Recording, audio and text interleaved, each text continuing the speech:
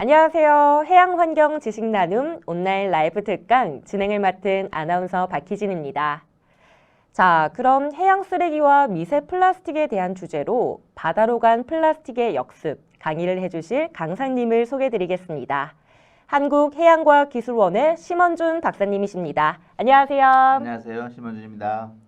네, 오늘 박사님께서 현재 해양 환경에 있어 국내외 최대 현안인 해양 플라스틱 쓰레기의 문제점과 현황, 그리고 국내외 대응 및 저감 방안에 대해서 강의해 주실 예정인데요. 저도 이 바다 거북이가 버려진 플라스틱 빨대 때문에 안타깝게도 폐사된 사진을 본 적이 있는데요. 오늘 강좌를 통해 어떻게 줄여나갈지 다 함께 고민해보는 시간을 가져보면 좋을 것 같습니다. 그럼 오늘 특강 시작하겠습니다. 심원준 박사님께서 들려주시는 바다로 간 플라스틱의 역습, 지금부터 시작하겠습니다. 네, 안녕하세요. 그럼 지금부터 우리 바다로 간 플라스틱의 역습에 대해서 저와 함께 여행을 떠나보도록 하겠습니다. 아까 대략적인 소개를 하였지만 조금 더 구체적으로 말씀드리면 저는 원래 유해 화학물질 연구를 꽤 오래 해왔었고요. 이 해양 플라스틱 오염 문제에 대해서는 한 2년 전부터 연구를 시작했습니다. 현재 관련된 뭐 마이크로 플라스틱이나 나노 플라스틱이라는 학술지도 생겨서 편집위원도 활동하고 있고요. 특히 이 플라스틱 오염 문제를 다루는 국제 전문가 그룹이 있습니다. 여러 개가 있고 그런 그룹들에서 위원으로 활동하고 있고 현재까지 관련 논문도 한 235편을 출간하였습니다. 가끔 이제 우리나라에도 과학 사대주의가 좀 있습니다. 그러니까 외국 과학자가 와서 하면 뭐 유명한데 국내 과학자는 안 그런 거 아니냐. 그래서 제 입으로 말하기 좀 그렇지만 데이터를 하나 보여드리면 구글 스칼라는 전 세계 과학자들의 데이터베이스가 있습니다. 이제 그 안에 제 전공 분야로 국한해서 플라스틱 폴루션 또는 위에 보인 것처럼 마린 폴루션, 해양 오염이죠. 이런 키워드를 검색을 해보면 논문의 숫자가 아니라 논문의 영향력입니다. 내 논문이 얼마나 인용이 많이 되는지를 보면 제가 각각 두 개 키워드 검색해서 전 세계 3위 정도로 랭크되는 거 볼 수 있습니다. 여러분들은 오늘 저와 함께 약 1시간 동안 세계적인 전문가 중에 한 명이 여러분들에게 강의를 한다고 생각하시면 좋겠습니다. 바다로 간 플라스틱으로 제목을 잡았죠. 역습이라고. 사실 2008년에 홍선우 박사하고 제가 공조로 책을 하나 출간했는데 그 당시에 제목을 오늘 강연 제목처럼 바다로 간 플라스틱의 역습으로 할까 말까 사실 망설이긴 했습니다. 그때도 많은 연구 결과가 있긴 하였지만 역습이란 용어를 쓰기에는 너무 과한 것이 아닌가 하는 좀 우려가 있어서 그렇게 했고요. 하지만 오늘 강연 제목을 역습으로 당당하게 쓸 만큼 그만큼 과학적 자료가 과거 한 14년 동안 많이 쌓였다는 거고요. 제가 오늘 그 자료들을 좀 보여드리면서 설명을 드릴 텐데 이제 과학적 자료들이 있어야 설득력이 있다 보니까 뭐 그래프도 있고 영어도 좀 들어있고 하지만 여러분들이 이해하기 쉽게 아주 쉽게 설명드릴 테니까 너무 걱정 안 하셔도 됩니다. 그러면 도대체 인간이 지구상에 살면서 합성한 이 플라스틱을 얼만큼 생산했을까 하는 게 가장 이제 궁금한 건데요. 우측에 최근에 이제 유엔 환경개혁에서 정리해서 낸 보고서를 보면 인류가 과거 67년 동안 92억 톤입니다. 2억 톤을 생산했고요. 이걸 100%로 보게 되면 현재 29억 톤, 약 31%는 우리가 쓰고 있고 여러분들 지금 주변을 돌아보시면 보이는 플라스틱이 여기에 해당됩니다.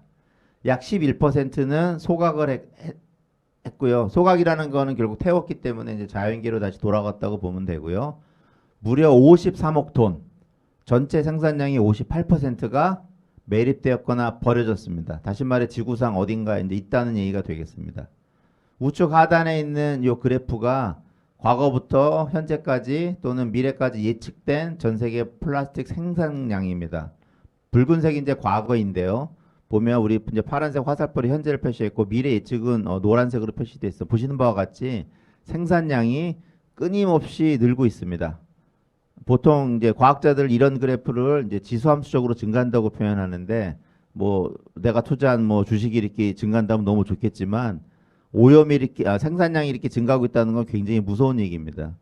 화살표로 두 개 보여드린 거 보면 70년대 잠깐 주춤했다가 2008년에 또 잠깐 주춤했다가 제자리를 돌아오죠.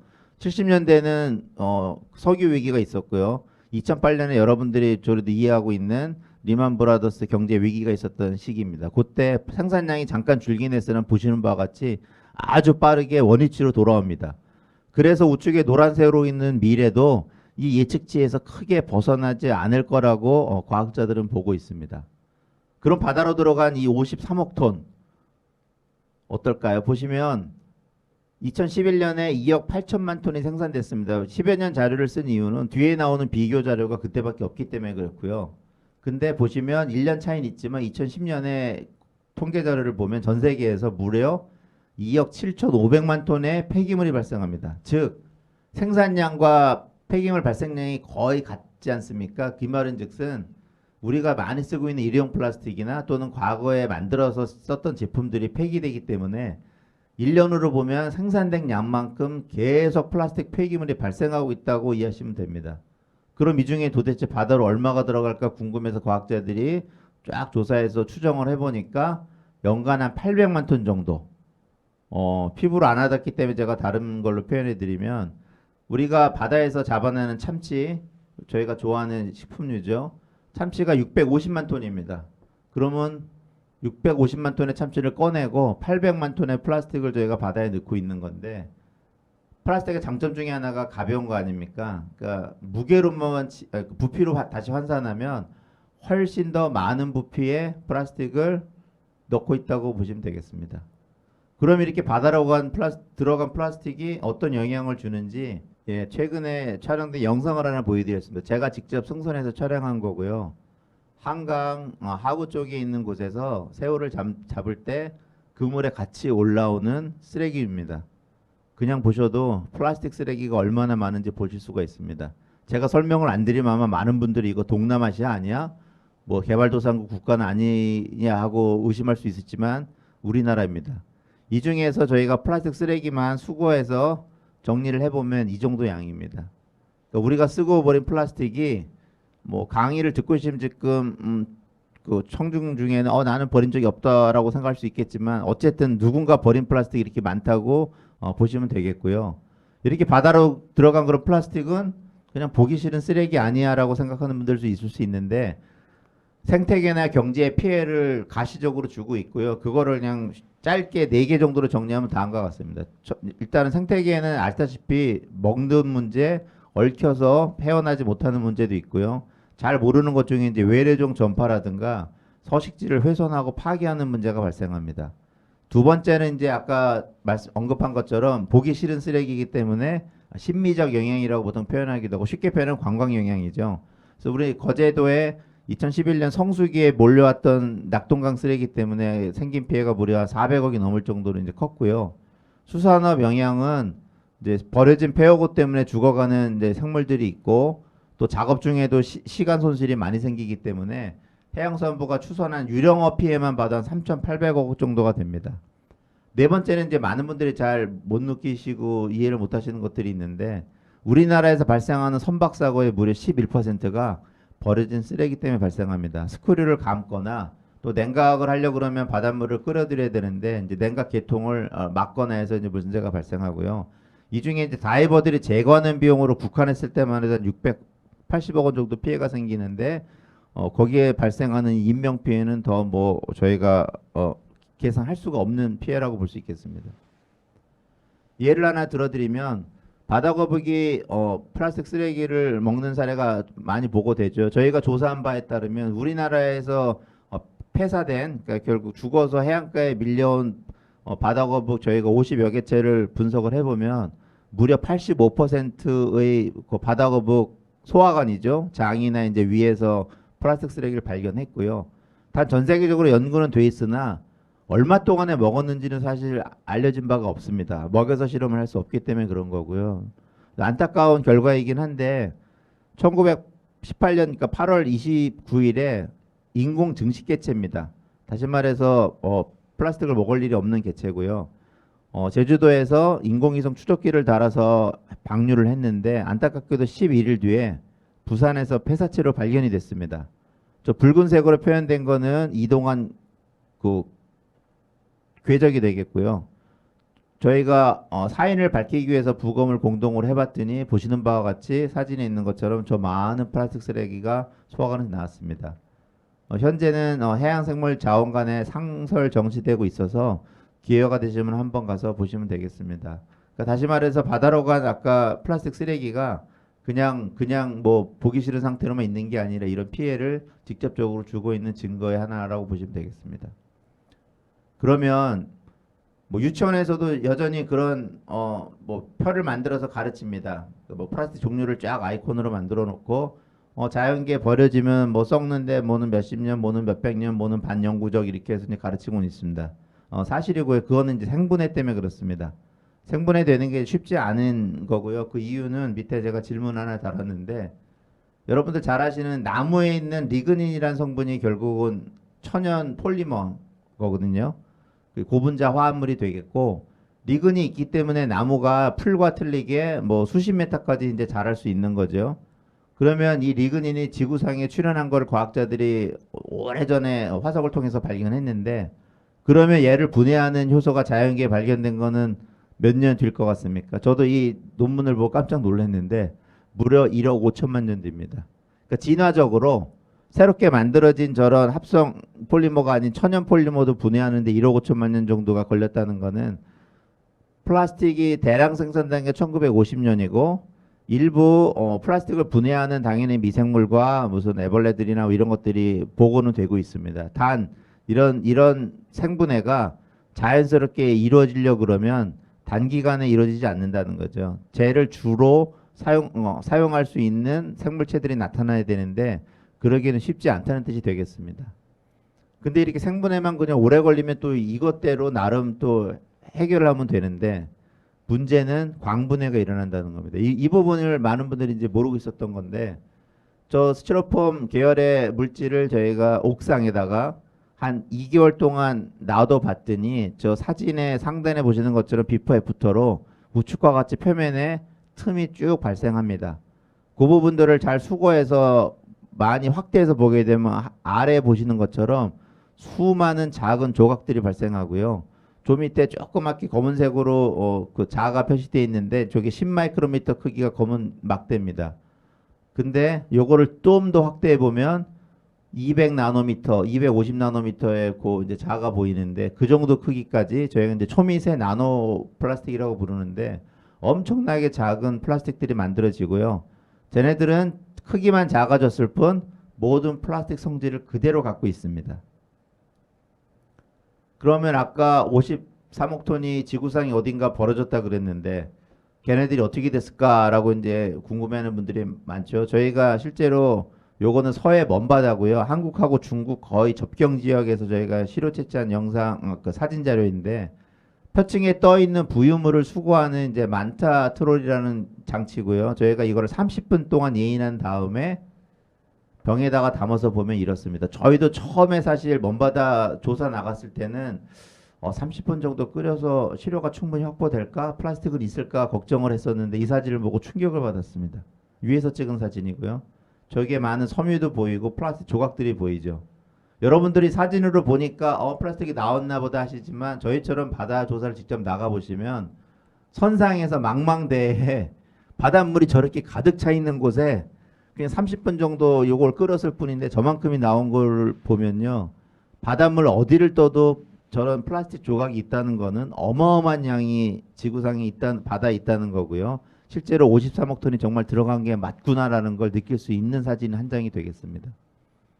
근데 중요한 거는 앞에 사진은 그냥 일반 사진기로 찍어서 우리가 볼 수 있는 크기잖아요. 그래서 뭐 이 정도면 뭐 그냥 눈으로 보니까 회피할 수 있겠네 하시지만 문제는 더 작아지는 것들입니다. 뭐 외국 결과가 아니고 우리나라 마산만에서 왼쪽에 보시면 표시가 딱 돼 있습니다. 뭐 하천물, 뭐 하수 처리장에서 처리된 다음에 방류하는 물, 공기, 뭐 해수, 뭐 바다에 사는 생물들에 있는 미세 플라스틱을 저렇게 쉽게 뭐 사진으로 찍은 게 아니고요. 방해 물질들을 다 제거하고 구분하고 많은 조각들 중에 남은 조각 중에 이거는 플라스틱이 맞냐를 뭐 분광기라는 적외선 분광기라는 기기를 써서 저희가 확인해서 사진을 찍어 여러분에게 보여드리는 겁니다. 엄청나게 긴 과정이 걸리고요. 저기 보시면 그러니까 플라스틱의 재질, 크기, 형태는 눈으로 확인할 수 있으실 정도로 다양한 미세 플라스틱이 거의 모든 매질에서 발견되고 있습니다. 다시 말해서 지구상에서 미세 플라스틱 없는 곳을 찾기가 어렵다고 보시면 되겠습니다. 그러면 이런 작아진 미세 플라스틱 정의를 보면 다음과 같습니다. 그러니까 의도적으로 만들었거나 또는 기존 제품이 이제 조각나서 미세화된 크기 5mm 미만의 이제 고용의 합성 고분자 화합물. 정의다 보니까 좀 말이 좀 어려운데요. 요것만 기억하시면 될 것 같아요. 이 중에 1차 미세 플라스틱은 사람들이 작은 크기로 일부러 만든 것들입니다. 저 우측에 영어로 써 있는 것들이 저희가 우리나라에서 유통되던 화장품, 오래전 연구입니다만 화장품의 성분 표시에 폴리에틸렌이라고 써 있었던 대부분 스크럽제입니다. 썼던 것들을 저희가 구매해서 분석한 결과 우측에 보시는 것처럼 작은 폴리에틸렌 알갱이와 100마이크로 것들이 들어가 있었고요. 지금은 규제를 하고 있습니다. 우리나라도 굉장히 빠르게 규제를 해서 2017년 7월부터 사용이 금지됐는데 1차 미세 플라스틱은 이렇게 문제가 있으면 관리나 규제가 가능합니다. 문제는 2차 미세 플라스틱입니다. 2차는 저희가 플라스틱 제품을 사용하는 동안 또는 아까처럼 쓰레기가 된 다음에 풍화를 거쳐서 만들어지는 것들인데요. 그 양이 얼마인지 추정하기도 어려울 뿐더러 만들어지는 것을 막을 방법이 없습니다. 그래서 이런 미세 플라스틱 생기면서 해양 플라스틱 오염의 패러다임이 전환이 됐다고 제가 얘기를 하고 있고 요 그래프는 UN 보고서에 실렸던 내용입니다. 제가 직접 그렸던 거고요. 보시는 것처럼 같은 발포스티렌, 여러분들은 이제 스티로폼이라고 부르는데 그거는 뭐 다우케미칼의 이제 브랜드 네임이어서 저희가 보통 이제 발포스티렌이라고 부릅니다. 저렇게 하마 크기의 메가라고 저희는 이제 과학자들이 얘기하는데 이제 바이러스 크기의 나노까지 공존한다는 거죠. 과거에는 저 5mm 정도 되는 이제 미조라고 저희가 중형 미세 플라스틱이라고 부르는데 그 정도 크기까지 눈으로 볼 수 있으니까 알고 있었는데 이제는 마이크로 나노, 그러니까 뭐 진드기나 이제 바이러스 크기의 미세 플라스틱도 있다는 걸 알게 된 거죠. 그러면서 기존의 플라스틱 오염의 패러다임이 바뀌었는데 기존의 플라스틱 오염의 패러다임이라고 하면 아까 보여드렸던 그 네 가지 문제점들 있지 않습니까? 생태계나 뭐 관광에 미친 영향들 그것들은 이미 알고 있었던 건데 그 이상의 문제들이 발생했다는 겁니다. 첫 번째는 숫자는 뭐 셀 수 없을 정도로 증가하게 된 거고요. 아까처럼 우리 이제 아나운서 분도 이제 바다거북 언급을 해주셨잖아요. 빨대 같은 것들. 그렇게 보통 비닐봉지, 빨대, 뭐 밧줄 이런 것들은 뭐 큰 생물들, 뭐 바다새, 포유류, 뭐 바다거북한테 영향을 미쳤다 그러면 이제는 뭐 크기가 작아졌기 때문에 지구상에 있는 모든 생물이 대상입니다. 거기서 인간도 예외가 아니게 된 거죠. 그 다음에 이제 크기가 작다 보면 체내, 몸 안으로 들어오게 되면 몸 안에 혈관을 타고 모든 장기로 돌아다니게 됩니다. 그 예는 나중에 좀 보여드릴 거고요. 제일 이제 심각한 게 마지막입니다. 저 위에 보이는 큰 플라스틱들은 문제가 생겼다. 물론 시간과 돈이 들죠. 하지만 어떻게든지 치울 수가 있습니다. 근데 저 마이크로 크기보다 작아진 것들은 수거 처리가 불가능합니다. 그건 나중에 좀 더 구체적으로 설명을 드리겠습니다. 다시 말해서 문제가 생겼다 되돌릴 방법이 없다고요. 조금 과학적인 용어를 쓰면 비가역적 오염이라고 합니다. 다시 말해서 예방하지 않으면 문제가 생긴 이후에는 해결책이 없다. 그러면 이런 미세 플라스틱은 어떻게 발생해서 바다로 도대체 어떻게 들어오는지 그래프가 복잡할 수밖에 없는 게 플라스틱은 워낙 많은 곳에서 쓰고 있지 않습니까? 그러다 보니까 발생하는 곳과 들어오는 경로도 너무너무 다양합니다. 저기 노란표로 정리한 거는 이제 육상에서 발생하는 것들이고 대표적인 것들만 제가 언급하면 여러분들이 뭐 쓰는 뭐 생활용품 그 중에 특히 합성섬유, 폴리에스터, 뭐 아크릴, 뭐 나일론으로 만들어진 합성섬유 옷을 입고 빨기만 해도 이미 언론에 여러 번 차례 나와서 잘 알고 계실 텐데 빨기만 해도 어마어마한 플라스틱 미세섬유가 발생합니다. 저희가 실험을 해보면 뭐 부들부들한 플리스 자켓 많이 입으시잖아요. 한번 빨면 무려 22만 개의 미세섬유가 발생하기도 하고요. 그 다음에 타이어, 뭐 차량 안 타고 다니는 사람 거의 없으시잖아요. 타이어에는 대략 뭐 한 25%, 30%가 합성 고무로 되어 있고요. 플라스틱입니다. 그러니까 차를 타고 다닌다는 것은 도로에서 타이어가 접촉하면서 마모된다는 거고요. 타이어 마모 입자가 어마어마하게 발생하고요. 그게 실제로 미세 플라스틱이 됩니다.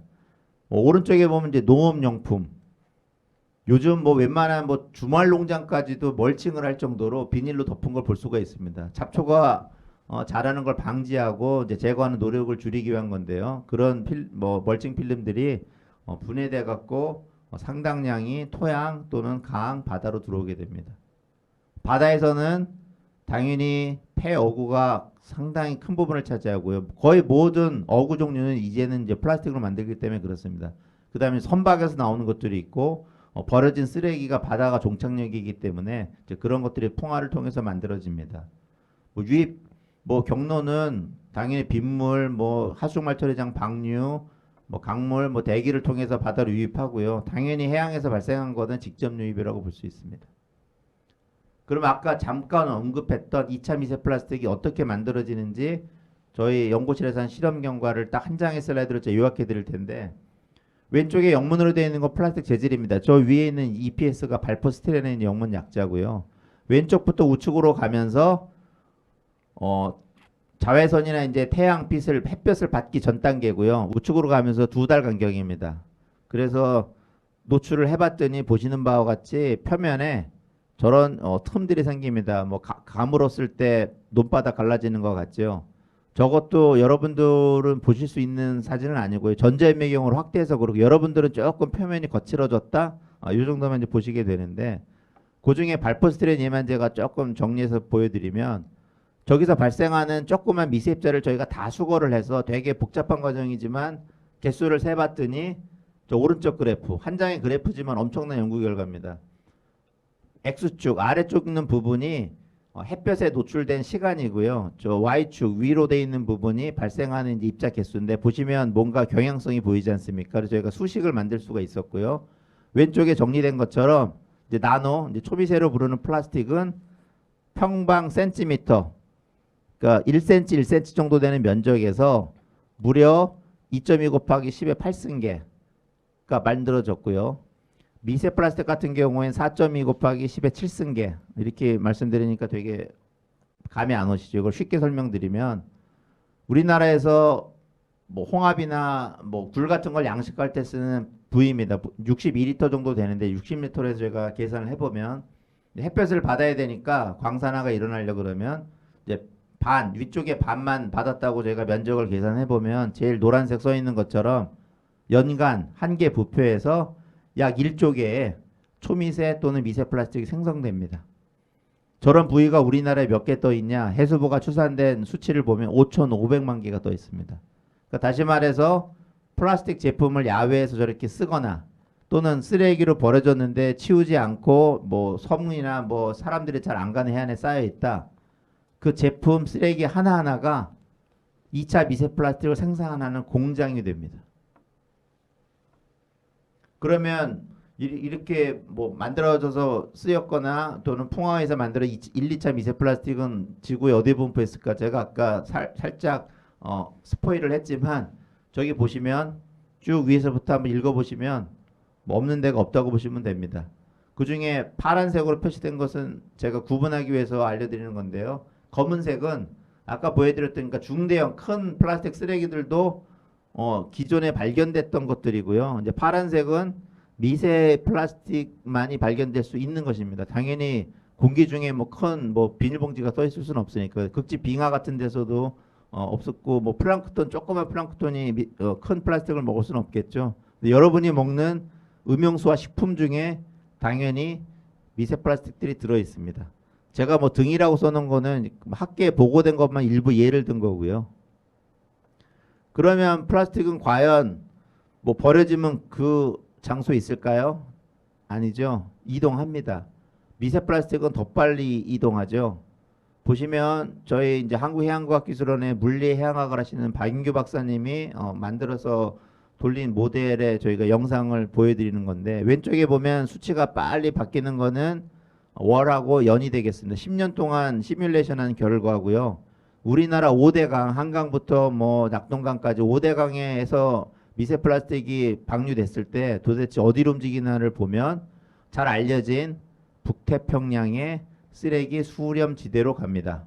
오늘 제 강의를 들으신 분들은 쓰레기 섬이란 용어는 안 쓰셨으면 좋겠습니다. 쓰레기 섬이라고 그냥 언론에서 쓰기 편하니까 여전히 쓰고 있는데, 뭐 컴퓨터 그래픽으로 막 이렇게 뭐 매립지에 쌓이는 것처럼 해서 바다에 띄워놓으시니까 정말 그런 섬이 있는지 착각하는 일반인들이 너무 많아요. 그런 건 아니고요.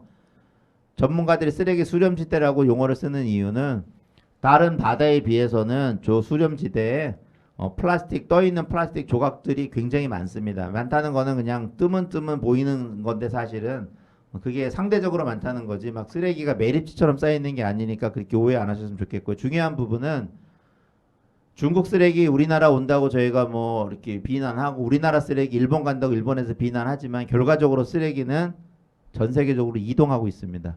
우리나라 쓰레기도 저 태평양 쓰레기 수렴지대를 만드는데 기여하고 있고요. 최근에는 하와이에 우리나라에서 간 통발이 발견돼서 뉴스에서 소개돼서 뭐 창피한 일도 있었는데 한 국가의 문제가 아니라는 거죠. 그래서 전 세계 지금 모든 국제기구에서 이 플라스틱 오염을 안건으로 안 다루는 국제기구는 없습니다.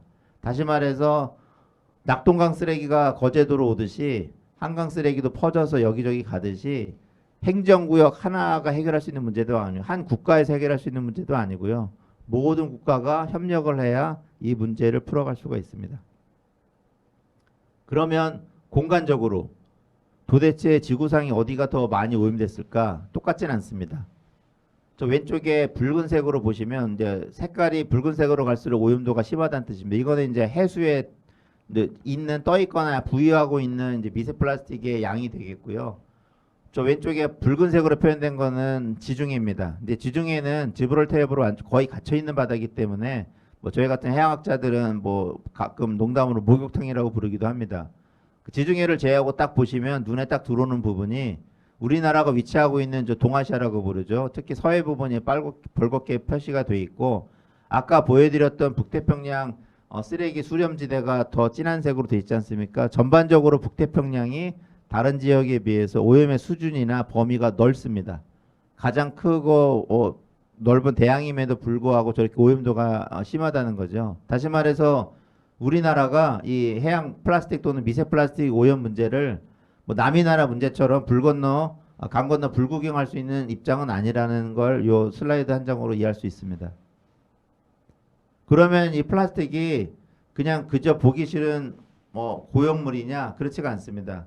폐기물을 다루는 분들이 보통 쓰는 용어가 플라스틱은 불활성의 고용 폐기물. 여기서 불활성은 영어로 이제 이너트고요. 다른 물질들하고 이렇게 반응을 거의 안 한다는 뜻입니다. 뭐 그렇게 이해하면 대부분 화학 반응이 별로 안 일어나니까 뭐 그냥 보기 싫은 덩어리인가 하시는 분들이 있는데 그렇지 않습니다. 그 안에는 엄청나게 많은 첨가제가 들어갑니다. 예를 들어서 여러분 잘 아시는 이제 PVC죠. 폴리바이닐 클로라이드라 그러는데 PVC 같은 경우는 피탈레이트라는 환경 호르몬의 일종으로 알려져 있는데 가소제가 안 들어가면 제품 자체를 만들 수가 없습니다. 너무 딱딱해서. 그래서 어떤 PVC 제품 같은 경우에는 무려 60%가 가소제입니다. 피탈레이트. 그러니까 PVC라고 부르는 게 맞는지 피탈레이트 덩어리라고 불러야 되는 게 맞는지 구분이 어려울 정도의 제품이고요. 그래서 바젤 협약이라고 국가 간에 이렇게 유해 물질이나 이런 폐기물 이동을 제한하는 국제 협약이 있는데 최근에 처음으로 플라스틱이 거기에 포함이 됐고요. PVC가 일단은 등재가 됐습니다. 다시 말해서 PVC도 이제는 그냥 보기 싫은 플라스틱 쓰레기가 아니라 위험 물질로 취급되기 시작했다는 겁니다.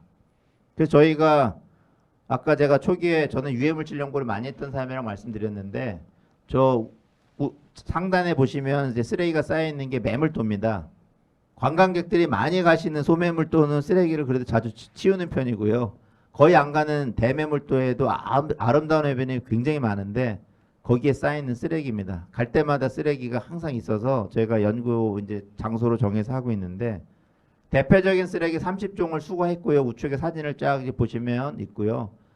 그 쓰레기들을 저희 연구실로 갖고 와서 비표적 스크리닝 분석이라는 뜻은 용어는 어렵지만 쉽게 말씀드리면 어떤 화학물질을 정하지 않고 쫙 분석해 보는 겁니다. 도대체 어떤 것들이 있는지. 최종적으로 약 230종 이상이 검출이 됐고요.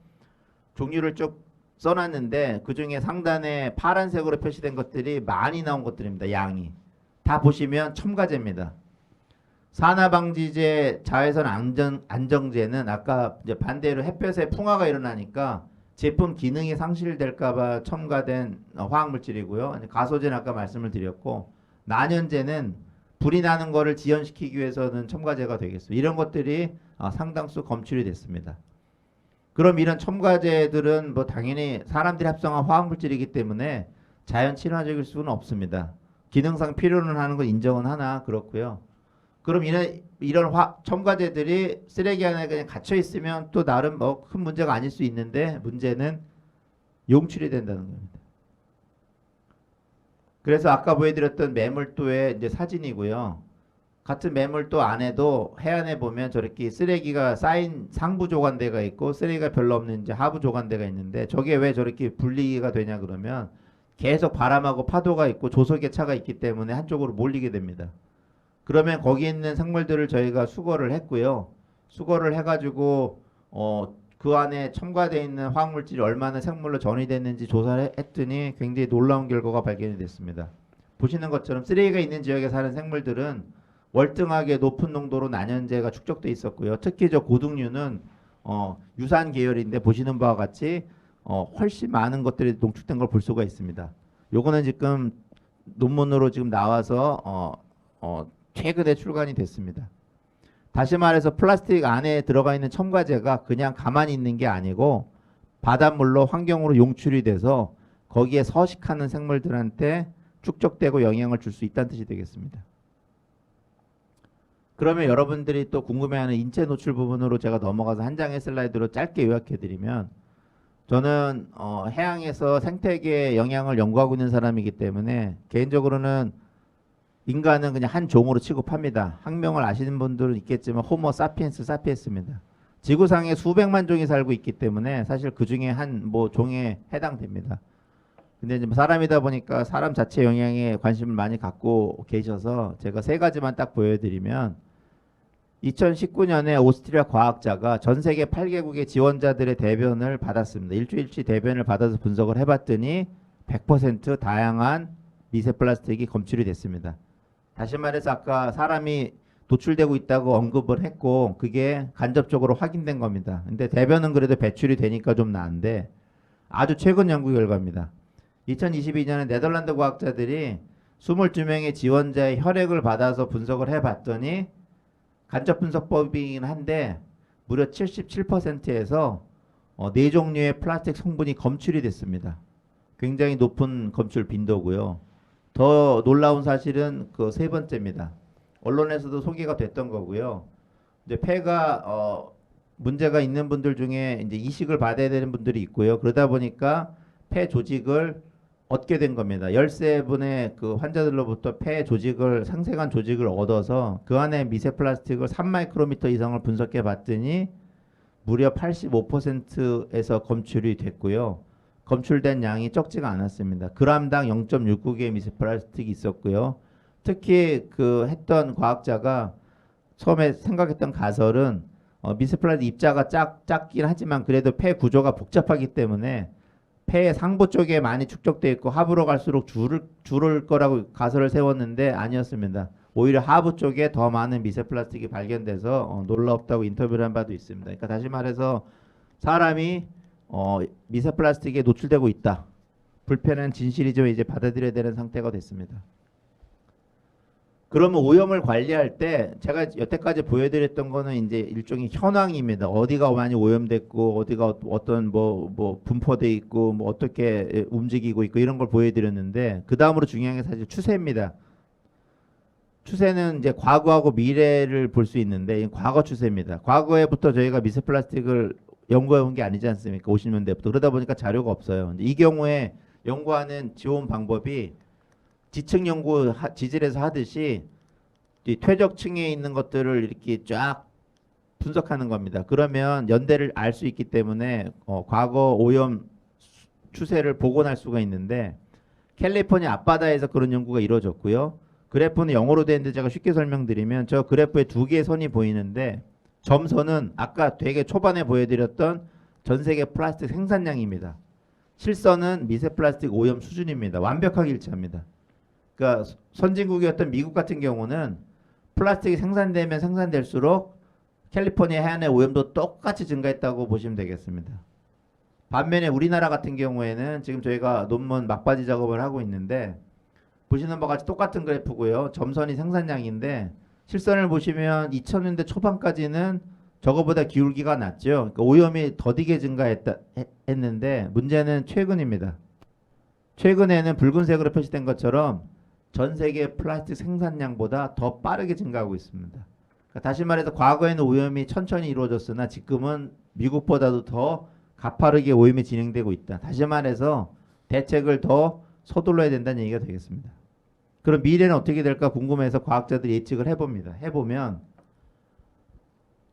동아시아하고 북태평양 같은 경우에 2016년하고 66년을 비교한 연구인데 약 50년이 지나면 4배가 증가할 걸 예측을 하고 있고요. 네덜란드, 유럽 연구자들이 한 거를 보면 뭐 바닷물, 뭐 퇴적물, 뭐 해안에 있는 뭐 모래 같은 것들을 다 세계를 분류해서 예측해 보면 2100년까지 예측한 결과인데 지금에 비해서 무려 50배가 증가할 걸로 예측하고 있습니다. 두 예측 연구 모두 가정은 똑같습니다. 플라스틱 생산량은 아까 제가 보여드렸던 그래프만큼 계속 늘어나고 플라스틱을 관리하는 정책은 현재 수준 정도로 한다라는 가정하에서는 뭐 증가가 거의 예측되고 있고요. 그래서 저희가 연구를 하나 한 게 있습니다. 이 연구에는 제가 배경을 좀 말씀드려야 되는 게 아까 제가 그 제 이력을 짧게 소개하면서 전 세계에 이제 플라스틱 문제를 다루는 과학자 전문가 그룹이 있다 그러지 않았습니까? 제가 2012년에 그 회의에 처음으로 갔을 때 아까 말씀드렸던 모든 국제기구 중에 관심 있는 국제기구들이 옵저버죠. 참관을 하게 됩니다. 그럼 과학자들 열띤 토론을 한 일주일간 하고 마지막에 이제 기회를 줍니다. 도대체 각 국제기구에서 과학자 그룹한테 이제 원하는 것들이 뭐냐? 제가 그때 놀란 점은 거의 모든 국제기구에서 똑같은 이제 요구사항이 있었는데 2012년이니까 10년 전입니다. 논문이 아주 많지는 않았지만 바다가 오염돼 있는 건 알겠다. 미세플라스틱 여기저기 발견되는 거로 알겠다. 그러면 그 오염이 뜻하는 바, 다시 말해서 얼마나 심각한 수준이냐, 뭔가를 우리가 막 해야 되는 수준이냐, 이제 이걸 물었었고요. 제가 그때 마이크를 잡고 어떻게 답변했냐 그러면 과학적 데이터가 불충분하다. 그러니까 지금은 여러분의 답에 나도 답하고 싶지만 답은 줄 수가 없고 이러이런 형태로 연구를 하면 한 몇 년 뒤에 완벽한 답은 아니나 뭐 그림으로 치면 스케치 정도의 답은 줄 수 있지 않을까라고 제가 답변을 했고 돌아와 갖고 해양수산부하고 협의를 해서 그렇게 연구를 시작했습니다. 그 결과를 6년치 결과를 제가 한 장의 슬라이드로 요약한 거고요. 복잡해 보이지만 쉽게 설명드리면 X축은 우리나라 미세플라스틱 농도를 표현하는 거고요. 이제 Y축은 우리나라 바다를 100%로 백분율로 표시한 겁니다. 저기 보면 점들이 막 찍혀 있는 게 우리나라 미세플라스틱 오염 수준입니다. 연안하고 먼바다는 저희가 구분을 했고요. 보시는 바와 같이 저 그래프에서 우측으로 있으면 오염이 더 심한 거죠. 그러니까 먼바다보다는 육지랑 가까운 연안해역, 그러니까 인간의 어업 활동도 빈번하죠. 연안해역이 훨씬 농도가 높습니다. 10배 이상. 그럼 저희 중간에 중요한 붉은색 선이 중요한데요. 이제 무영향 예측 농도, 말은 어려운데 수많은 독성 자료들을 다 전 세계 자료들 우리 연구 결과를 총합해서 이 정도 농도를 넘어가면 바다에 사는 생물들한테 영향을 줄 수 있다. 생태계 영향을 미칠 수 있다고 잠정적으로 저희가 도출한 값이고요.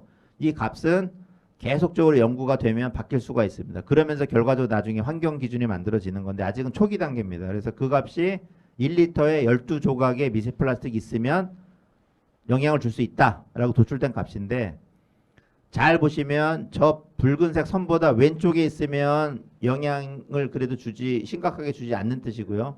오른쪽에 있으면 영향을 준다는 뜻입니다. 다행히도 아직까지 우리나라의 그 연안은 최고 값은 저 값에 근접합니다. 그러니까 저 지역은 잘못하면 이제 나중에 조만간 영향이 나타날 수 있다는 뜻이 되겠고 전반적으로는 아직은 직접적인 영향을 줄 수준은 아니다. 그래서 시간을 벌었다고 보시면 됩니다. 그러면 뭐 이렇게 계속 갈 거냐 아니라는 거죠. 아까 보여드렸죠. 미래 오염이 증가할 거라고. 그 결과를 그대로 단순 대입하면 이렇게 됩니다. 2066년이 되면 4배가 증가하기 때문에 우리나라 연안 해역의 무려 10%가 저 기준을 초과할 수 있습니다. 2100년은 지금으로부터 약 한 78년 뒤에는 예측치입니다. 어디까지나 먼바다의 22%, 우리나라 연안 해역에는 무려 82%가 저 농도를 초과할 하기 때문에 심각한 영향을 받을 수도 있다. 이렇게 보시면 되겠습니다. 다시 말해서 우리가 지금부터 시간은 좀 대책을 세울 수 있는 시간은 있다고 판단할 수 있고요. 그동안에 뭔가를 하면 저 그래프가 안 만들어질 수 있는데 아무것도 안 하고 지금처럼 똑같이 쓰고 버리고 지금 수준으로 관리하면 저게 미래일 수도 있다는 얘기입니다. 그러면 다시 사람으로 돌아와서 아까는 이제 바다를 말씀드렸고 뭐 언론에 워낙 많이 소개돼서 다 알고 계시잖아요. 일주일에 우리는 한 장 정도 신용카드 플라스틱이죠. 5g 정도를 섭취하고 있다고 이제 WWF 세계 야생동물 보호 기금이라고 부릅니다. 이제 언론에 소개가 됐는데 당연히 저 플라스틱 신용카드를 주면 먹을 사람이 어디 있겠습니까? 뭐 플라스틱 비닐봉지 주면 다 안 먹겠죠. 근데 문제는 아까처럼 안 보이는 크기의 미세 플라스틱으로 먹고 있다는 뜻이고요. 여기까지는 아까 뭐 대변에 나오니까 먹으면 뭐 배설되면 괜찮은 거 아니야?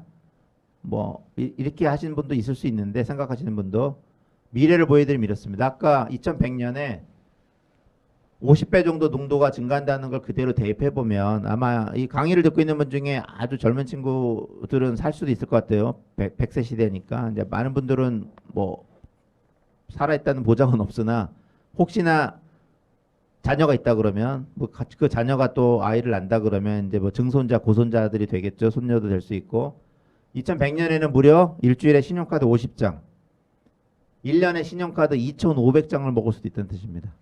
갑자기 상상해 보면 50장이 막 2500장이 떠오르지 않습니까? 제가 생각해도 너무 끔찍합니다.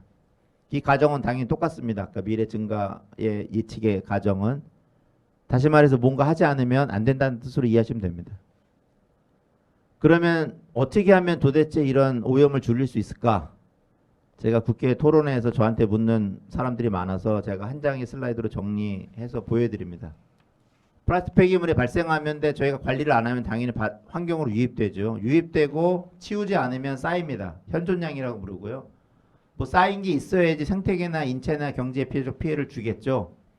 제가 오늘 보여드린 부분이 그 아래에 있는 과학적 정보입니다. 초록색으로 되어 있는 부분이 제가 했던 연구 결과 거의 한 10여 년치를 정리해서 지금 제 연구뿐만 아니라 전 세계 연구 결과 10년치를 정리해 드린 거고요. 당연히 정보를 제공해야지 이제 정책이 수립되겠죠. 그러면 첫 번째는 수도꼭지를 잠궈야 되겠죠. 유입량을 무조건 줄여야 됩니다. 유입량을 안 줄이고 계속 치우는 거는 밑 빠진 독에 물 붓기지 않습니까? 그거는 뭐 누구한테 시켜도 안 하려고 그럴 겁니다. 그러면 그 다음에는 효율적으로 있는 쓰레기를 치우면 현존량이 줄겠죠. 점차. 그래야지 피해가 감소됩니다. 제가 이 사이드를 딱 보여주고 나서 마지막에 하는 멘트가 있습니다. 이 논리는 유치원생도 잘만 설명하면 쉽게 이해한다. 그러면 왜 플라스틱 쓰레기 오염이 증가하고 줄지 않고 있지? 의사결정을 못하는 거죠. 왜? 플라스틱은 거의 현대의 모든 산업, 모든 사람들의 실생활과 직접적으로 연관이 돼 있기 때문에 뭐 하나를 바꾸기가 쉽지 않습니다. 제가 아까 보여드렸던 생태위해성 평가 결과는 저희가 2021년 6월 24일 날 기자 간담회를 통해서 해수부에서 많은 이제 언론에 소개를 했고 언론에 나왔습니다. 그때 한두 분의 기자분이 저한테 이런 질문을 합니다. 2066년, 2100년 한참 먼 미래 얘기를 하고 계시네요. 그래서 제가 이 슬라이드에 있는 내용을 설명드리면서 기자님은 그러면 2066년, 2100년까지 지금 쓰레기를 지금 쓰고 있는 플라스틱을 사람들이 그렇게 쉽게 줄일 수 있을까요? 라고 반문했습니다. 뭐 하나를 바꾸려고 해도 저항이 만만치가 않습니다. 여러분들 뭐 쉽게 말해서 실생활에서 카페에서 뭐 테이크아웃 잔 뭐 이런 것만 조금 규제를 해도 뭐 짜증내고 귀찮다고 그러고 성질 부리지 않습니까? 뭐 어구 같은 경우에는 어구 실명제, 어구에다가 사람 이름을 써서 누가 버렸는지 하려고 해도 저항이 굉장히 거셉니다. 이런 저항들을 뚫어야 되는데 쉽지 않습니다. 그래서 2066년, 2100년은 그렇게 충분한 시간이 아닐 수도 있습니다. 그러면 이제 미래죠. 그거를 조금 더 과학적으로 보여드리는 슬라이드 한 장을 보여드릴 텐데 시나리오별로 예측을 했습니다. 과학자들이. 보조자료가 150페이지에 이를 정도로 엄청난 양의 거를 축약해 놓은 이제 그래프 한 장이 되겠고요. 붉은색은 아까 보여드린 겁니다. 아무것도 안 하면 저렇게 증가하는데 이제 네 가지 시나리오. 수거 처리를 강화한다. 재활용을 강화한다. 사용을 저감하고 좀 대체제를 많이 쓴다. 전반적으로 시스템을 바꾼다. 그래도 다행히 위에 세 가지 시나리오를 썼을 때 저 그래프 제 상단에 보시면 빨간색보다는 아래쪽으로 가 있는데 현재랑 비슷한 수준이죠. 그러니까 현상 유지는 됩니다. 그러니까 현재 우리나라 오염 수준이 아까 뭐 위험한 수치를 다행히 넘지는 않아서 지금이라도 수거 처리를 강화하거나 재활용을 강화하거나 사용 저감 및 대체제를 좀 많이 투입하게 되면 현상 유지는 가능하니까 오염도를 좀 유지할 수는 있는데 저감은 거의 못 시킵니다. 줄진 않습니다. 오염을 줄이려고 그러면 전반적인 시스템을 전환합니다. 사회, 그러니까 웬만한 플라스틱 관련된 모든 시스템을 다 바꿔야 된다는 얘기입니다. 엄청난 파급 효과나 불편함을 초래할 수도 있다는 얘기가 되겠습니다. 시사점을 보면 이렇습니다. 아까 지구상 어디에나 오염이 돼 있고, 그래서 보통 요즘 행성 경계 오염이라고 부릅니다. 지구 밖으로 나가야지 플라스틱을 발견하기 어렵기 때문에 우리나라가 위치한 동아시아는 오염이 심한 지역의 하나라고 아까 말씀드렸습니다. 추세는 과거는 뭐 이미 과학적 증거가 쌓여서 뚜렷하게 증가하는 거를 보이고 있고 미래도 다 그렇게 증가할 걸로 예측하고 있습니다. 자연 풍화를 통해서 2차 미세 플라스틱이 대량으로 발생하고 있다는 것 정도는 저희가 좀 보여드렸고 실제 발생량은 정확히 알 수가 없으며 관리가 불가능하다는 건 이미 언급을 했습니다. 그래서 정리해보면 현 시점에서 예방적 차원으로 대책을 수립해야 되고요. 이행하지 않을 경우에는 아까 보여드린 바와 같이 미래 세대에 엄청나게 큰 부담을 지울 수도 있고 다시 한번 강조하지만 비가역적인 오염이기 때문에 되돌릴 방법이 없습니다. 암으로 치면 초기에 발견하면 어떻게 치료가 되고 있고요. 지금은 굉장히 초기에 경고를 주는 상태인데 그걸 무시하고 아무것도 안 하게 되면 3기, 4기, 말기암이 되면 치유할 방법이 없다는 뜻이 되겠습니다.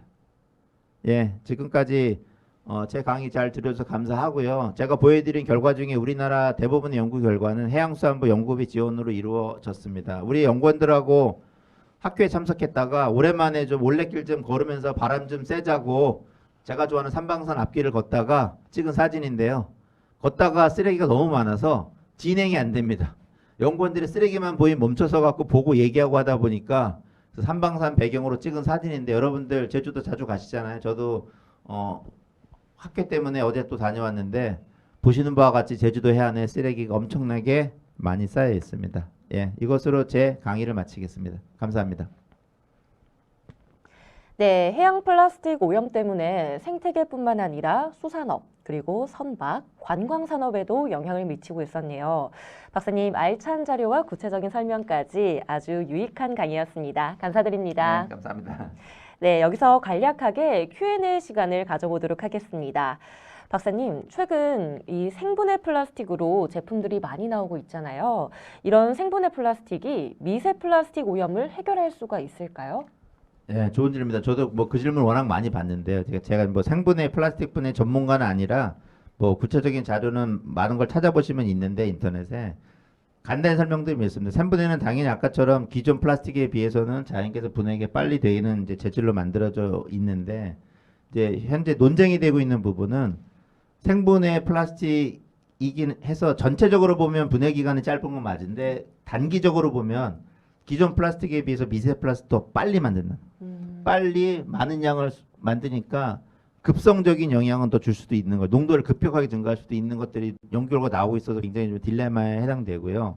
다른 이제 생분해 플라스틱 종류도 많고 쓰이는 재질도 굉장히 많은데 정말 실험실에서 또는 일부 실험한 것만큼 환경 중에서 빨리 분해가 되냐? 잘 알려진 바와 같이 뭐 일부 뭐 플라스틱 같은 경우에는 뭐 59도, 60도에서 뭐 가둬놓고 6개월 돼야 뭐 몇 % 분해되면 생분해로 인증을 받는데 그런 조건이 돼야 분해가 되는데 일반인들은 어디다 던져놓으면 그냥 알아서 분해가 되는 줄 아니까 면제부가 되는 거죠. 난 생분해 플라스틱 이거 버려도 돼. 근데 막상 그냥 수풀에 버려지거나 바다에 버려지면 전혀 분해가 안 되는 생분해 플라스틱도 있습니다. 그래서 그런 부분들은 좀 고려를 해야 될 것 같고요. 그래도 플라스틱 문제를 해결할 수 있는 한 축은 맞습니다. 그래서 아직 이제 고가이고 이제 사용처가 좀 제한된 문제가 있어서 조금 더 좋은 재질의 분해가 잘 되는 생분해 플라스틱을 만들어서 시장에서 대체를 하면 좋긴 좋은데 이게 모든 문제를 해결할 것처럼 좀 이렇게 과장하는 것들은 경계할 필요가 있습니다. 네, 좋은 답변 감사드립니다. 그럼 다음 질문 드리겠습니다. 이 분해성 플라스틱은요, 기존의 플라스틱으로 발생하는 환경 문제를 줄이기 위해 만들어져서 자연적으로 분해되는 물질이라고 알고 있는데요. 그렇다면 이 분해성 플라스틱이 미세 플라스틱이 생성되는 것을 줄이는데 실질적으로 도움이 된다고 보면 될까요? 앞에 질문하고 좀 연관이 돼 있어서요. 그러니까 분해되는 건 당연히 기간이 짧기 때문에 아까 제가 언급하지 않은 것 중에 하나가 뭐 비닐봉지다. 그러면 이제 이게 득과실이죠. 아까 생물에 얽힌 피해가 발생하지 않습니까? 뭐 생물이 뭐 새가 걸려서 비닐봉지 사진이 걸리는 사진이 많은데 비닐봉지가 빨리 분해가 되면 뭐 바다새가 얽힐 수 있는 확률은 줄어드는 거죠.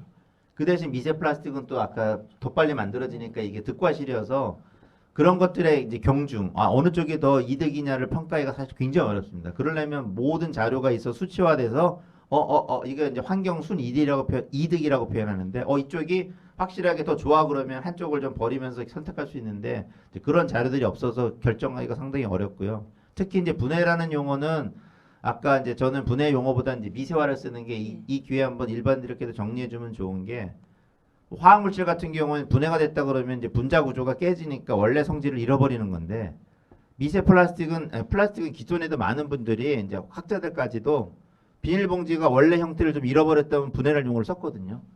근데 실상 이제 그 안에서는 실제로 아까 이산화탄소라든가 물로 분해되는 부분도 있긴 있지만 상당 부분은 쪼개진 거죠.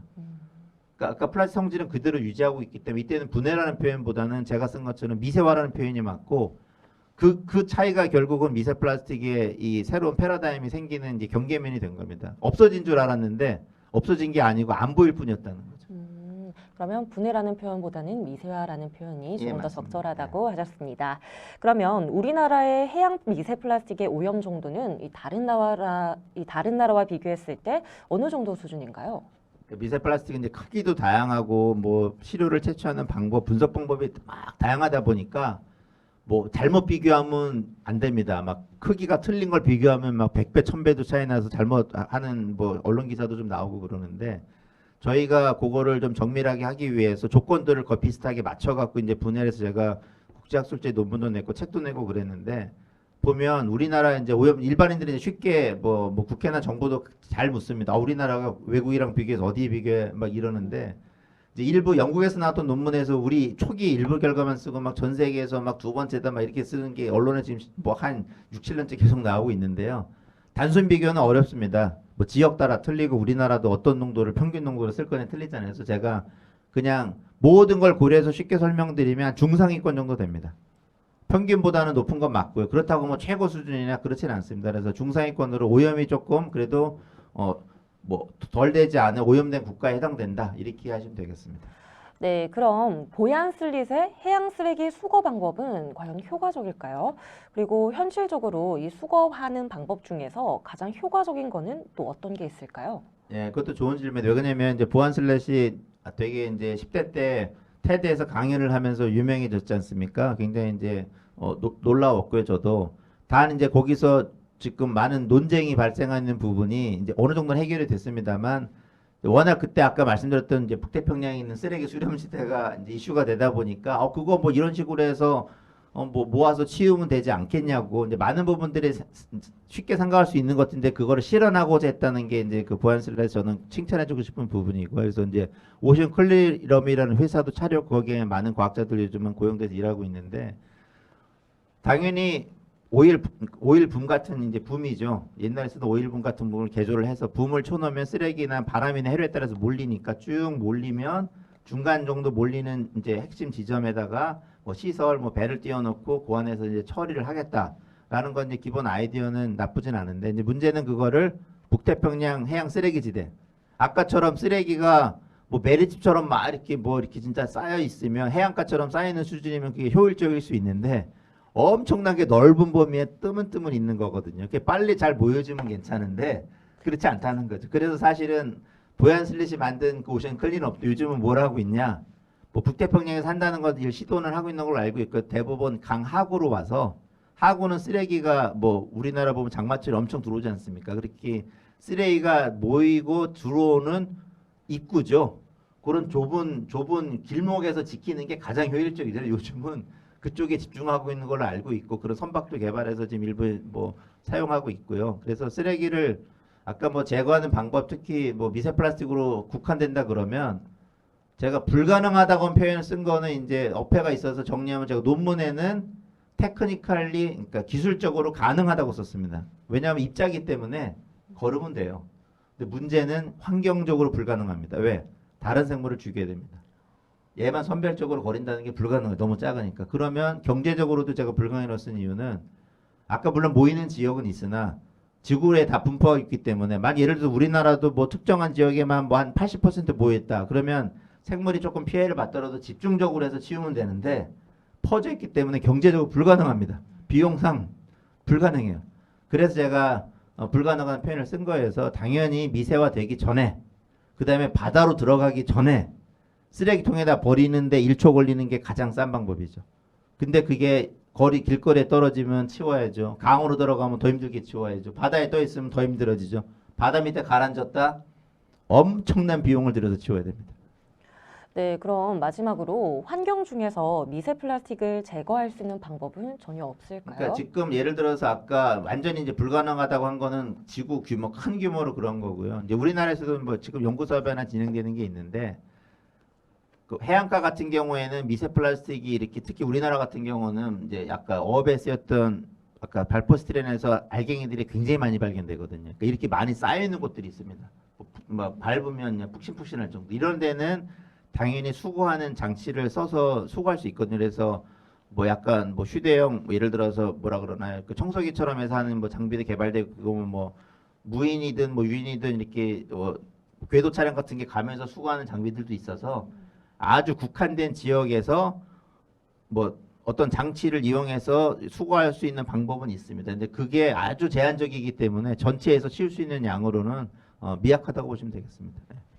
네, 오늘 이렇게 유익한 강의와 더불어 다양한 질문에도 막힘없는 설명해주신 심원준 박사님께 다시 한번 대단히 감사드립니다. 네, 감사합니다. 그럼 지금까지 시청해주신 여러분 감사드립니다.